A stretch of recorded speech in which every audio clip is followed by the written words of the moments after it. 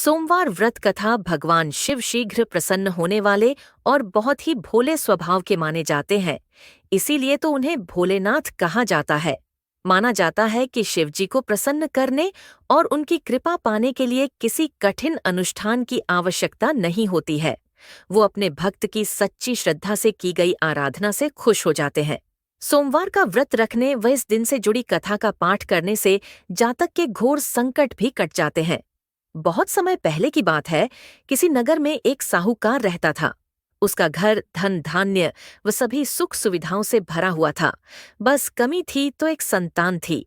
संतान पाने के लिए साहूकार हर सोमवार को उपवास रखता था और शिव मंदिर जाकर पूरी आस्था से शिव पार्वती की पूजा अर्चना करता था। उसकी अटूट भक्ति से मां पार्वती प्रसन्न हुई और भगवान शिव से निवेदन करने लगी, हे स्वामी, आप तो अपने भक्त की पुकार शीघ्र सुन लेते हैं। कृपया साहूकार पर भी दया करें और उसकी मनोकामना पूर्ण करें।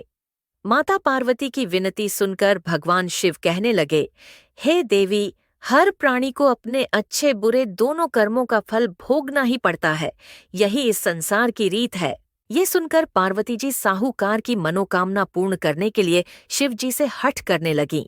बहुत समझाने पर भी जब माता पार्वती न मानी तो शंकर भगवान ने साहूकार को संतान प्राप्ति का वरदान दिया।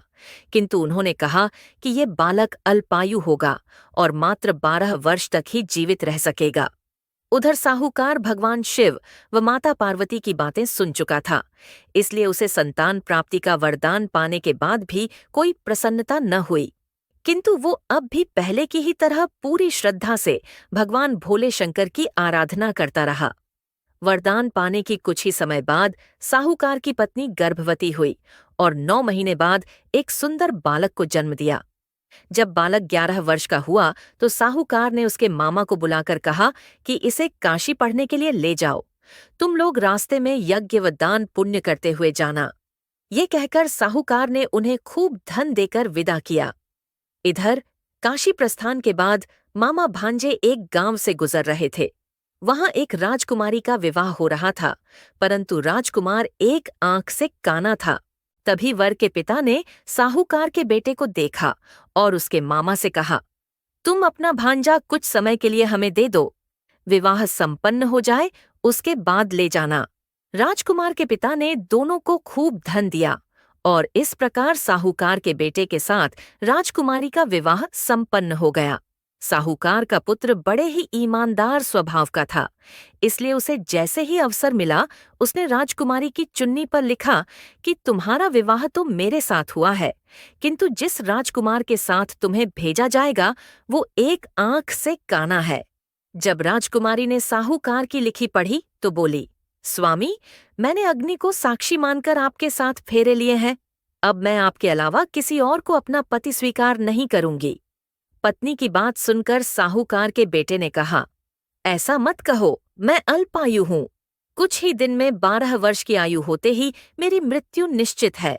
लेकिन पत्नी ने कहा, जो भी मेरे भाग्य में लिखा होगा वो मुझे स्वीकार है। राजकुमारी ने ये बात अपने माता पिता को बताई। इस पर राजा बहुत क्रोधित हुए और उन्होंने अपनी पुत्री को उस राजकुमार के साथ विदा किए बिना ही बारात वापस लौटा दी। उधर साहूकार का बेटा व उसके मामा काशी पहुंचे। वहां जाकर दोनों ने कई यज्ञ अनुष्ठान किए और साहूकार के बेटे ने विद्या ग्रहण करना शुरू किया। जिस दिन बालक 12 वर्ष का हुआ उस दिन भी मामा भांजे दोनों यज्ञ करने जा रहे थे, किंतु अचानक साहूकार के बेटे की तबीयत बिगड़ने लगी।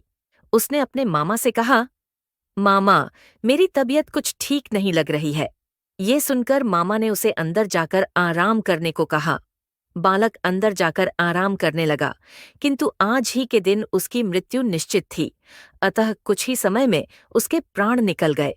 भांजे की मृत्यु होने पर मामा विलाप करने लगे। संयोगवश उसी समय भोलेनाथ व पार्वती जी उसी रास्ते से जा रहे थे। माता पार्वती ने शिव जी से कहा, हे स्वामी, ये करुण स्वर किस ओर से आ रहा है? मुझसे ये सहन नहीं हो रहा है। कृपया आप इस व्यक्ति के कष्टों का निवारण करें। माता पार्वती की विनती सुनकर जब भगवान शिव मृत बालक के पास पहुंचे तो देखा कि ये तो उसी साहूकार का पुत्र है जिसका जन्म मेरे वरदान स्वरूप हुआ था और अब इसका जीवन पूरा हो चुका है। माता पार्वती दुखी होकर कहने लगीं कि हे प्रभु, इस बालक को मृत देखकर इसके माता पिता वियोग में अपने प्राण त्याग देंगे, इसलिए कृपया आप मेरी विनती सुने और इस बालक को जीवनदान दें। पार्वती जी के निवेदन पर भोलेनाथ ने उस बालक को जीवनदान का वरदान दिया। शंकर जी के आशीर्वाद स्वरूप बालक फिर से जीवित हो गया। उसने अपनी शिक्षा पूरी की और अपने मामा के साथ नगर लौट पड़ा। दोनों चलते चलते उस नगर में पहुंचे जहां राजकुमारी के साथ बालक का विवाह हुआ था। वहां पहुंचकर उन्होंने एक यज्ञ का आयोजन किया जिसमें उस नगर के राजा यानी राजकुमारी के पिता भी शामिल हुए।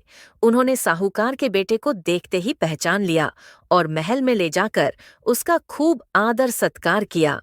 इसके बाद राजा ने अपनी पुत्री को बालक के साथ विदा कर दिया। इधर साहूकार पति पत्नी कई दिनों से भूखे प्यासे रहकर बेटे के वापस आने की राह देख रहे थे। उन्होंने निश्चय किया था कि यदि उनके बेटे की मृत्यु हो जाएगी तो वो भी प्राण त्याग देंगे। लेकिन उसी रात भगवान भोलेनाथ साहूकार के सपने में आए और कहा, हे साहूकार, मैंने तेरे सोमवार के व्रत करने और व्रत कथा सुनने से प्रसन्न होकर तेरे पुत्र को पुनः जीवन दान दे दिया है। बेटे के जीवित होने का समाचार पाकर दंपत्ति बहुत खुश हुए और भगवान शिव पार्वती को बारंबार प्रणाम किया।